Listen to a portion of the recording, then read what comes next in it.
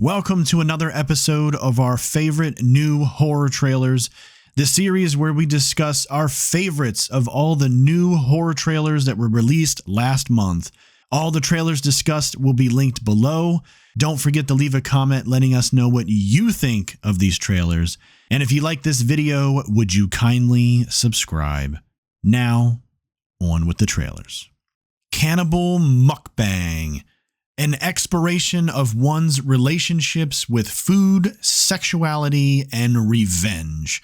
It asks, how far would you go in the name of love? Cannibal Mukbang stars April Consolio and Nate Wise and releases on digital March 25th. I'm sure everyone watching has experienced at some point in their lives these content creators that all they do is eat things in videos. For me personally, I think it's kind of disgusting, but hey, if you can make a living out of it, then more power to them. I find fascination in really weird things, so I find it fascinating that the girl in this trailer is one of those content creators, and she goes by the name of Mukbang, which is a weird name. Obviously, with the title, you know that there's going to be some human meat involved. The other aspect about this trailer that really intrigues me is the romance aspect. As you know, I just put out my 13 horror movies to watch for Valentine's Day.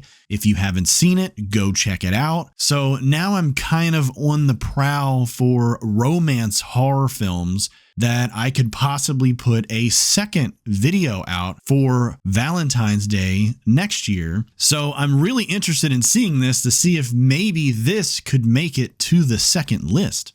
This mukbang woman is very similar to Dexter in the way that she claims that she only kills people who deserve it. And obviously she's doing something with their body and is turning them into food of some kind and then is eating it on her videos and nobody knows. So I personally find that to be really messed up, and I really can't wait to see this because of that. This is just me speculating, but in one of the shots of the movie, it looks like she's feasting on the guy's neck in some kind of vampire type way or something of that nature. So I'm not sure if she is something more than just human, and the trailer's just kind of keeping that hush hush for it to be more of a reveal in the movie. I don't know. Maybe I'm just overanalyzing it. It just seemed to me like she was chewing on the person's neck in a way that would come across like she had some kind of vampire aspect to her or even a monster of some kind. But who knows? This movie looks really cool and I cannot wait to check it out. Hopefully it's another romance horror film that I can add to a list, or even something just really messed up and fun to watch.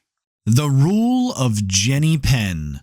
Confined to a secluded rest home and trapped within his stroke-ridden body, a former judge must stop an elderly psychopath who employs a child's puppet to abuse the home's residents with deadly consequences. The Rule of Jenny Penn stars John Lithgow, who you might remember from Third Rock from the Sun, and also as the Trinity Killer from Dexter. Also starring is Jeffrey Rush, who played Barbossa in the Pirates of the Caribbean films, and was also in the House on Haunted Hill remake from 1999. The Rule of Jenny Penn releases in theaters March 7th. So I want to begin by saying that John Lithgow just looks like a nut in this movie. Honestly, when they casted him as the Trinity Killer in Dexter, I kind of thought it was a little odd. But when I finally got around to watching Dexter in its entirety, the season with the Trinity Killer is possibly one of the best seasons of the series after the first season, of course. This movie just looks really, really weird. It's more of a psychological horror. There's not a ton of blood and gore or anything like that going on. The puppet that John Lithgow carries around with him is rather creepy on its own, but then there's several shots in the trailer where the puppet changes a little bit. In one shot, the puppet has just a normal looking mouth, but then in the next shot, it has more of a frowny face. There is one random shot at the very end of the trailer where the puppet is gigantic and it's huge, and he's seeing this giant freaking puppet turning its head and looking at him, and it's like, what is going on?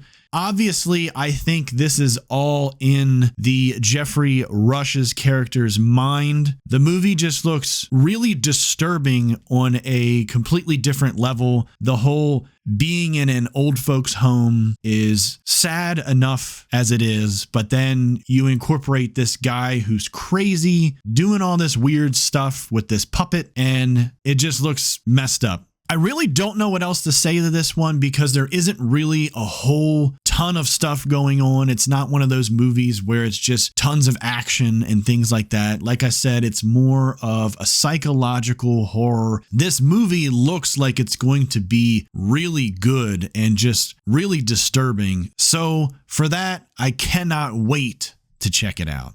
Clown in a Cornfield. Yes, you heard that correct. A fading Midwestern town in which Friendo the clown, a symbol of bygone success, reemerges as a terrifying scourge. Written and directed by Eli Craig, the writer and director of Tucker and Dale vs. Evil, which is a great horror film. You should go and check it out. Clown in a Cornfield releases in theaters May 9th, but also the trailer has the Shudder logo right in the trailer, so this eventually will be coming to Shudder.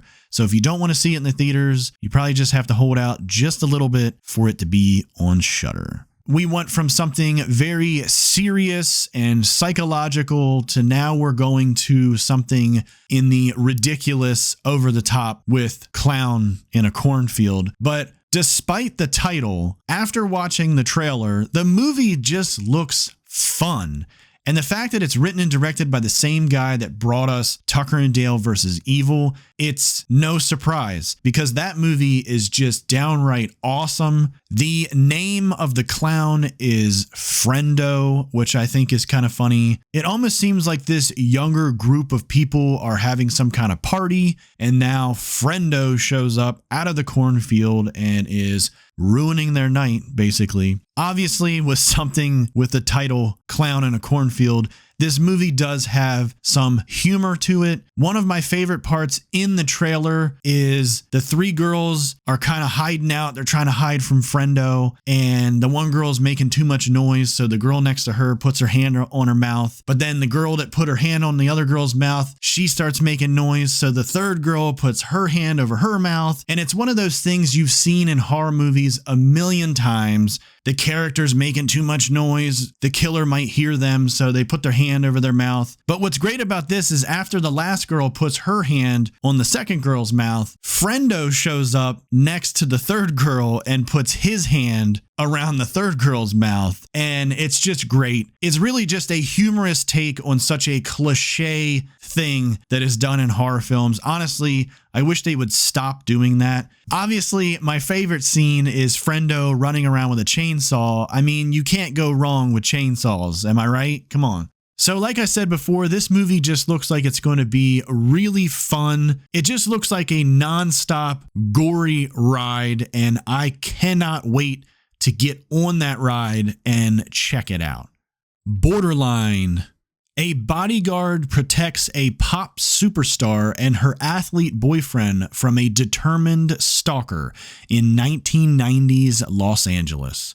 Borderline is written and directed by Cocaine Bear writer Jimmy Warden and stars Samara Weaving, who possibly needs no introduction at this point, but you might know her from The Babysitter, Mayhem, and Ready or Not. Borderline releases in theaters and digital March 14th.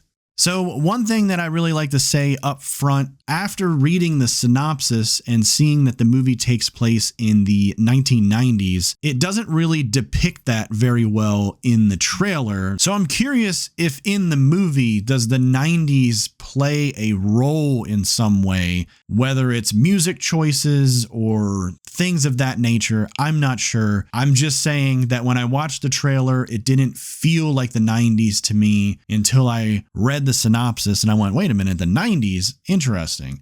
Like Clown in a Cornfield, this movie looks really fun. The stalker character, who is played by Ray Nicholson, just looks fantastic in his role. He looks like he's just having a great time. He's super crazy, says some really wild stuff that's rather funny, but he's definitely a complete psychopath. One of the threads in the trailer, which I'm sure is going to be a big plot in the movie, is the fact that he's trying to marry the Samara Weaving character. And it looks like they're trying to have like a wedding and everything. And he's wearing a nice suit and everything. And it's just really weird and funny. We all know that stalkers are not a fun thing and definitely isn't funny at all. But for the context of this movie, it looks rather entertaining. I am actually curious how dark of a movie this will be. The trailer just portrays things as very lighthearted in a way. So I'm curious if the final film will have some really dark moments or not. It definitely looks like there's going to be some scenes of Samara Weaving fighting back and kicking some ass in this movie. But it does seem as though the Ray Nicholson character seems to be stealing the spotlight of this movie. He's also not alone. He brings a female friend to the pop star's house. There's also this huge guy with a gun, and there's some other people that show up at the house. So there does seem to be a lot going on.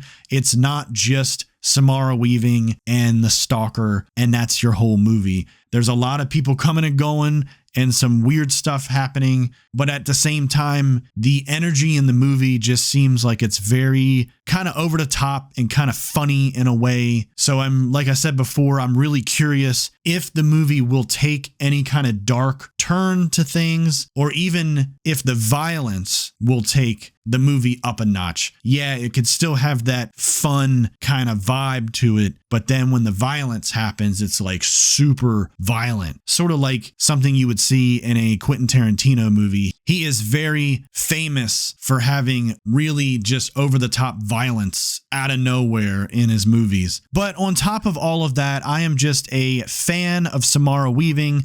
I'll pretty much watch any movie that she's in. There are a few that I haven't watched yet, but this movie looks really good and it looks really fun, and I really cannot wait to check it out. As always, thank you so much for watching. Again, a link to all the trailers are down below, along with our store and social media pages. Go and check out the trailers. Leave us a comment letting us know your thoughts. Until next time.